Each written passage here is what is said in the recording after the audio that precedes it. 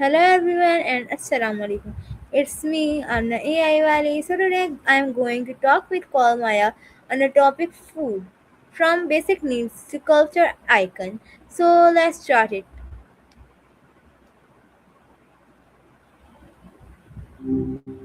Hey Hello there, Maya, what's how are up? you? Hello Maya, how are you? I'm doing great. How are you doing? You mentioned you were taking a little break. I'm also doing great. So today I'm going to talk with you on the topic food, from basic need to culture icons. So, my first question is that why is food considered one of the basic needs of life? It's pretty simple when you think about it. Food is basically the fuel that keeps the whole machine running. Without it, our bodies wouldn't have the energy to breathe, move, or even think. It's the foundation for everything else we do. Does that make sense, or do you want to dive deeper into the science of it? Yes, it makes sense.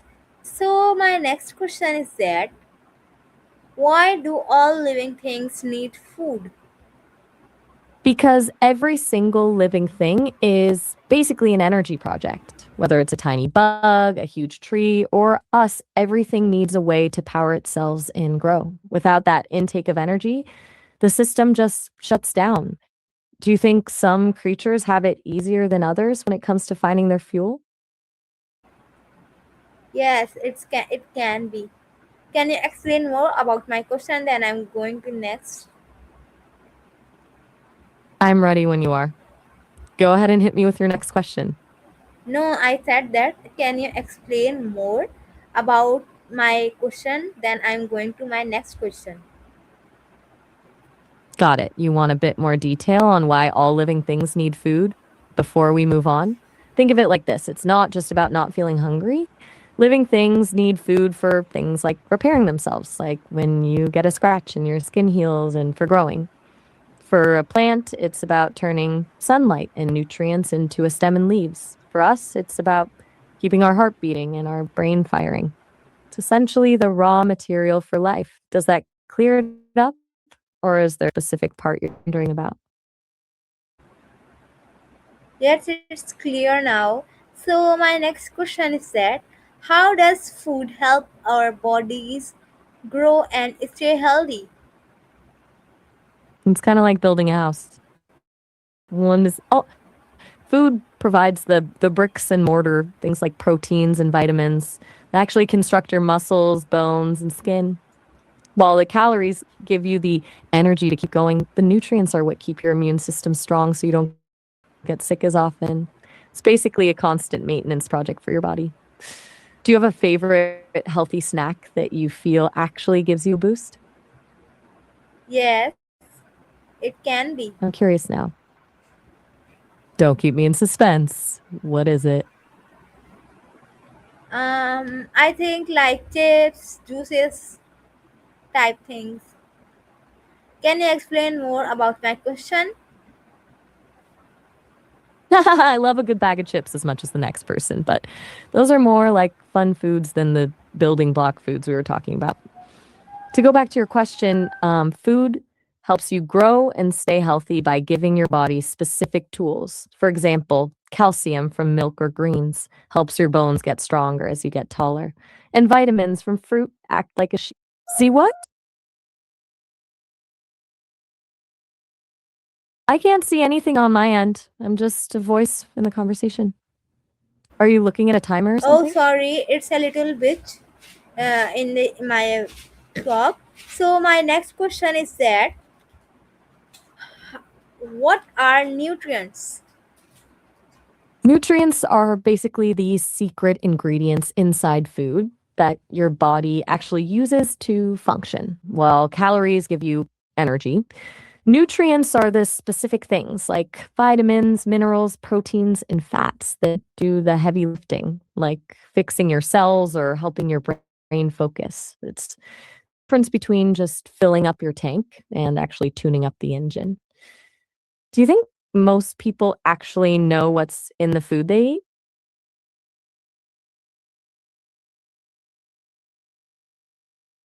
You're very welcome. Did What you are have you another asking? question on your Please What are you asking? I'll not listen you for a little bit of children's in the school. So can you explain me? Oh, no worries at all. It sounds like things are getting a little loud with the kids at school. I was just asking if you had any more questions about food on your list, but we can totally take a second. Do you want me to go back and explain nutrients one more time, or should we just wait until it's a bit quieter? No, I'm going to my next question. So my next question is that what are carbohydrates and why are they important? Carbs are basically your body's preferred source of quick energy. Think of them like the gasoline for your brain and muscles. When you eat things like bread, rice, or fruit, your body breaks them down into glucose, which is what gives you that immediate spark to move, think, and stay alert throughout the day. Without them, you'd probably feel like a phone battery that's stuck at 5%, just totally drained. Do you feel a big difference in your energy when you skip a meal with carbs?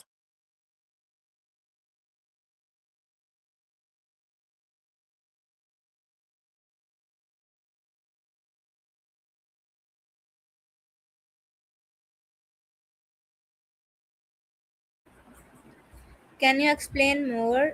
My camera had a little bit for a while. Can you explain more? Sure thing. To put it another way, carbohydrates are the most efficient way for your body to get energy.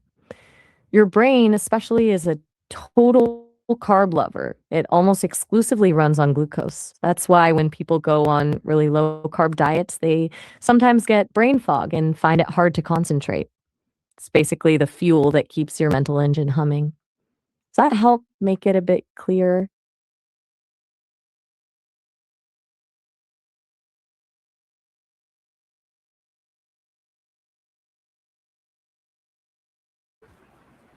What are you asking about? Please tell me again.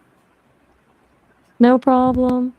I was just asking if that explanation helped make carbohydrates a bit clearer for you. Yes, it's made clear for me. Thank you so much, Maya. So, my next question is that what are proteins and why do we need them? If carbs are the fuel, proteins are the building materials. They're what your body uses to build and repair everything from your muscles and organs to your hair and nails. Think of them like the construction crew that fixes any wear and tear in your body. Without enough protein, it's hard for your body to grow or recover after a long day. Do you know which foods are usually the best sources of protein? I think like apple, banana, they have proteins, and many fruits. All fruits have a proteins. I think so. Can you tell me? Actually, fruits like apples and bananas are amazing for vitamins and carbs, but they don't have much protein. Protein usually comes from things like eggs, chicken, fish, beans, and lentils. If you're thinking about your favorite food, biryani is a Oh, great sorry. example because Oh, the meat. okay. Okay, great. When you're asking question like what are your favorite fruits which have proteins, so you are asking about food, and I think you are asking about fruit. So I have a little bit about that. So continue your talk again. No worries. I was just mentioning that, well, fruits are great for other things. The real protein heavy hitters are usually things like meat, eggs, or beans. That's why biryani is such a winner. It's got those proteins in the meat or chickpeas to help you grow and stay strong. Do you think you'd be able to Yes, spot the protein in other meals you eat? yes, it can be. Thank you, Maya. So my next question is that why are healthy fats necessary? People often hear the word fat and think it's a bad thing, but your body. You're very welcome. I was What are just you about to saying? say that fat. I was just saying that a lot of people think fat is a bad word, but your body actually needs it to survive. Healthy fats are like the insulation for your nerves and a protective layer for your organs. Plus, your brain is actually mostly made of fat, so it's essential for thinking clearly. Do you know any foods that have those healthy fats?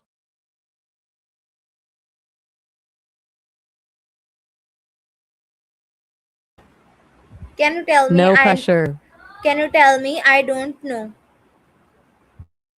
Of course. Think of things like avocados, nuts, seeds, and olive oil. Even fish like salmon is full of those good fats. They're basically the long term energy storage for your body, almost like a backup battery. Does that make sense?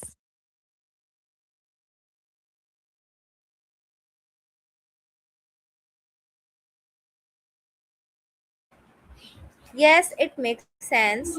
So my next question is that what are vitamins and what do they do? Vitamins are like the spark plugs of your body. They don't provide energy themselves, but they help all the other nutrients do their jobs. For example, vitamin C helps your wounds heal and keeps your immune system strong. Well, vitamin A is what helps you see better in the dark. They're little helpers that keep everything running smoothly. Do you have a favorite fruit or vegetable that you've heard is really high in vitamins?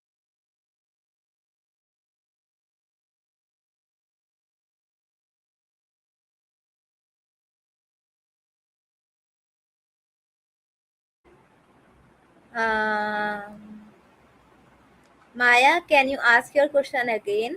Because there is little much noise about. So can you explain your question again? Then I'm moving forward towards my next question. No, of course. I totally get it. It sounds like it's pretty chaotic around you. I was just wondering if you have a favorite fruit or vegetable that you've heard is really high in vitamins. I think my favorite fruits like banana, apple, mango, and my favorite vegetables like potato. And I like many vegetables and many fruits. You've got a great list there. Mangoes are like nature's candy and they're packed with vitamins. Since you like so many different ones, you're basically giving your body a whole toolkit of nutrients. Do you have another question on your list, or are we moving into the culture part of food now?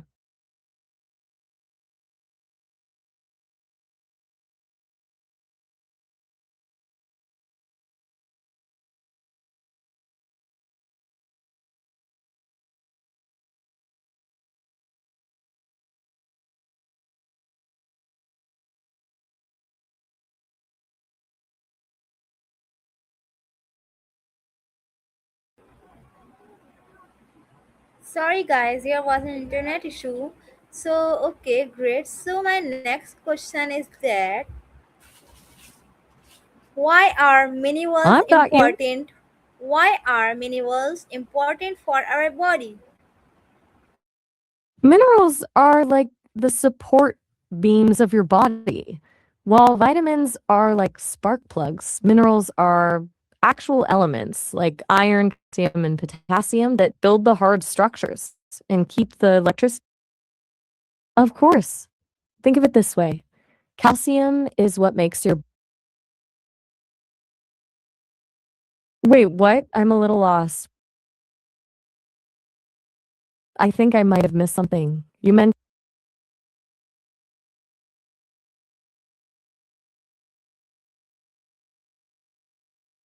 Oh, you're keeping track of the clock. I totally get it. Got it. You're keeping an eye on the time. Sorry Maya, there was Since a we're guilt. still in the zone, Sorry Maya, there was a guilt. Okay, so my next question is that why is water considered essential for life? that's a big one, but honestly, the simplest answer is that we're basically made of it. Water is the transport system for your entire body. It carries those nutrients and oxygen we were just talking about to all your cells and it flushes out the waste. Without it, your organs would basically working. Plus, it keeps your temperature steady so you don't overheat when you're running around at school. Do you feel like you drink enough water during the day, or are you more of a juice person? Um, I think we'll reduce water drinking because water is very necessary and very important in our lives, in our daily lives. So I'm moving forward to the next question, and my next question is that how does food give us energy?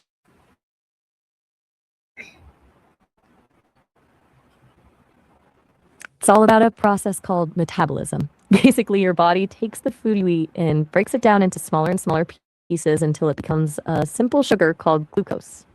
That glucose then enters your bloodstream and goes to your cells, where it's turned into a type of chemical energy that your muscles and brain use to actually do things. It's like your body is a little power plant turning a sandwich into electricity. Does that make sense, or is that a bit too much science? Yes, it makes sense. I'll understand it. Can you explain more about this question? Then I'm moving forward. Sure, I can definitely expand on that. Think of it like a team effort. First, your stomach and intestines break the food down into those tiny pieces of glucose. Then your lungs bring in oxygen, and that oxygen is what actually unlocks the energy from the glucose inside your cells. It's like having the fuel, but the oxygen is the match that lights the fire. That's why you breathe harder when you run. Your body is just demanding more oxygen to turn that food into energy faster. Does that give you a better picture of how it works? Yes, it can make better picture. Okay, great. Thank you, Maya. So my next question is that what happens if we don't get enough nutrition? It's like trying to run a high tech gadget on a dying battery. If you aren't getting the right nutrients, your body starts to prioritize just the basics. You might feel exhausted all the time, have a hard time concentrating in class, or find that you're getting sick way more often because your immune system doesn't have the tools it needs to fight off germs. Over time, it can even slow down your growth or make your bones and muscles weaker. It's basically your body's way of sending an alarm that it's missing some essential parts. Have you ever had a day where you forgot to eat and felt the brain fog set in? I'll not understand your question. Can you repeat again? No problem. Then I'll understand carefully. I was just asking if you've ever had one of those days where you forgot to eat and felt like your brain was a bit foggy or hard to focus. No, there was nothing, no days like that. So my next question is that what are the effects of eating too much unhealthy food? It's kind of like putting the wrong kind of fuel in a car. It might run for a while, but eventually things start to break down. Eating too much unhealthy food, like things with tons of sugar or processed fats, can make you feel sluggish and tired, even if you're eating a lot.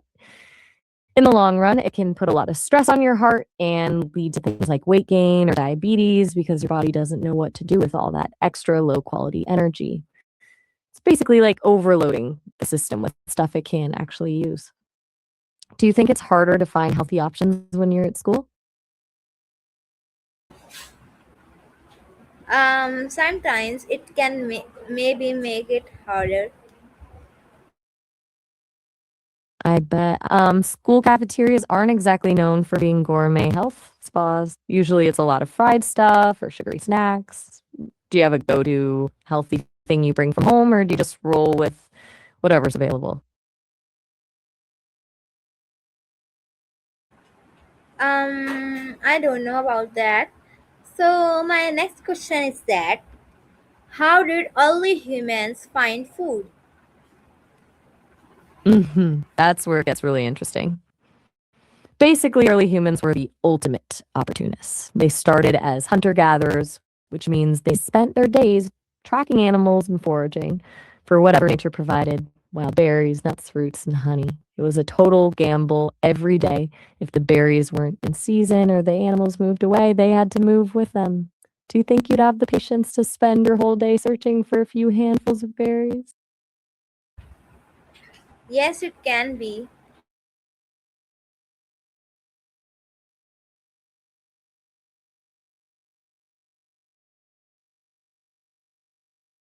That was a massive turning point in human history. So It yes, happened.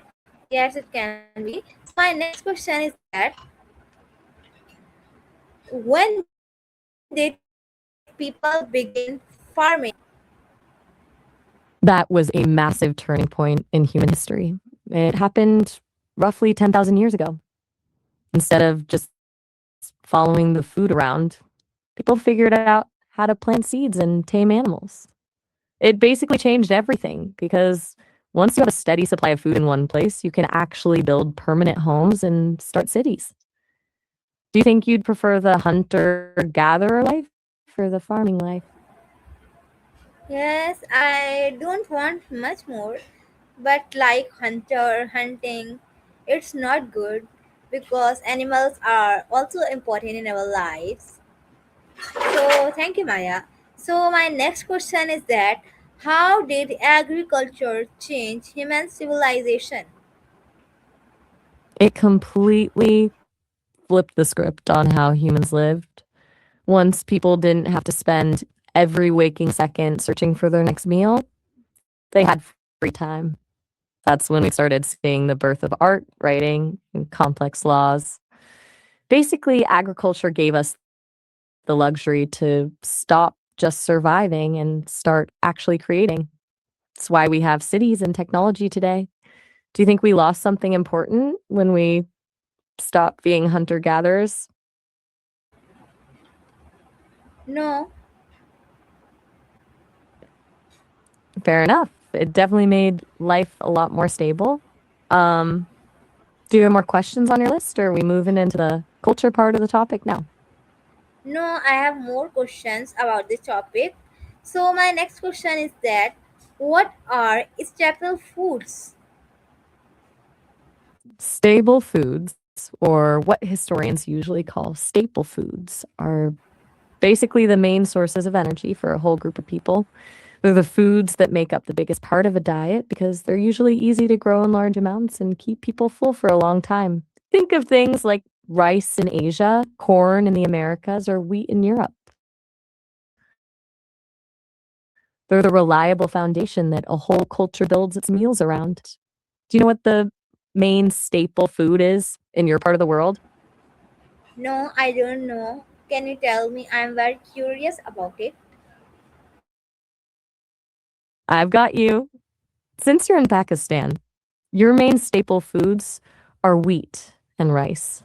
Most people there rely on things like roti or naan made from wheat, and rice is a huge part of the diet too.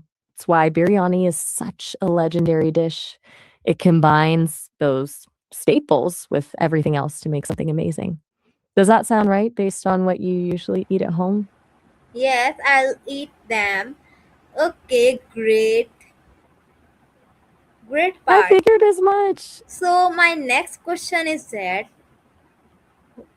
how does climate affect the food people eat? It's basically the boss of the menu.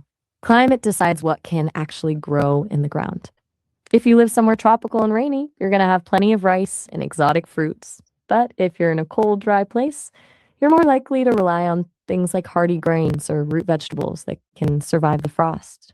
That's why you don't see coconut trees growing in the snowy mountains of the north. People just adapt their tastes to whatever the land is willing to give them. Do you think you'd like living in a place with a totally different climate, even if it meant changing everything you eat? Yes, it can be. So my next and last question is that why do families pass recipes from generation to generation? Because food is basically a love letter to the people who came before us. Recipes aren't just instructions on how to cook, they're like a family's history and identity all mixed into one pot. When you make a dish the way your grandmother did, you're connecting with her and everyone else who loved that meal. It's a way of keeping those memories alive and sharing a piece of your heritage with the next generation. Do you have a family recipe that you're especially proud of or one that always reminds you of home? I think biryani is famous in all families. It really is. Biryani is like the ultimate family tradition. Listen, we're actually hitting our time limit for this call, so we have to wrap up in just a second. It was so great diving into all this food talk with you. You can always call me back later to pick up where we left off. Allah Hafiz. Okay, thank you, Maya. Allah Hafiz. You're so welcome. Allah Hafiz. See you soon. Thank you. Thank you, everyone. Anytime. You're so sweet.